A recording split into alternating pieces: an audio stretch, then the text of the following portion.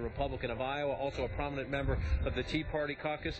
The president won an election that many historians say he shouldn't have won, given the high unemployment rate, given the sluggish recovery. He beat your party.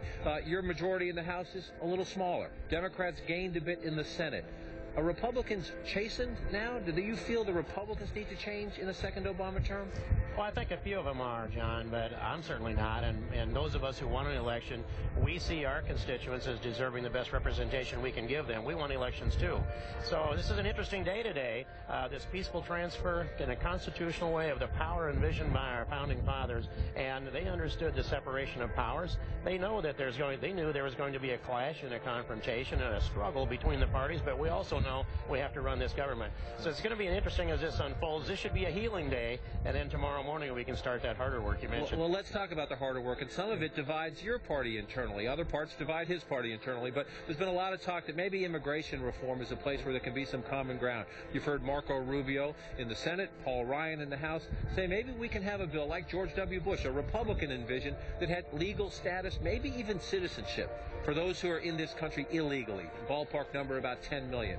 Would a Tea Party member like you support that? In the past, you've called that amnesty. Well, that would be real hard for me, and I've defined amnesty, and not many have, because they want to have that broader definition when it's convenient.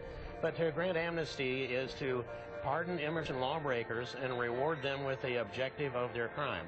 Now, if that's what this bill does, then it would fit the definition of amnesty. And could your speaker survive if he allowed that bill to come to the floor in the House of Representatives? I think we want to look at the language on that. I will tell you that John Boehner's tone and his body language and everything I heard him say at the retreat in Williamsburg, he and our leadership team was all about how we pull our conference together and work together. I don't think you'll see another bill come to the floor that's got that large a number of Democrat votes as we've seen in the past. I think it's going to be a Republican agenda that he drives, and I think he's about unifying our conference. What about gun control? That's, of course, another situation that's rolling out in front of us. Both of these things, immigration and gun control, I believe, they were one of them. The immigration was launched the morning after the election before they actually analyzed the exit polls. I think some Republicans overreacted.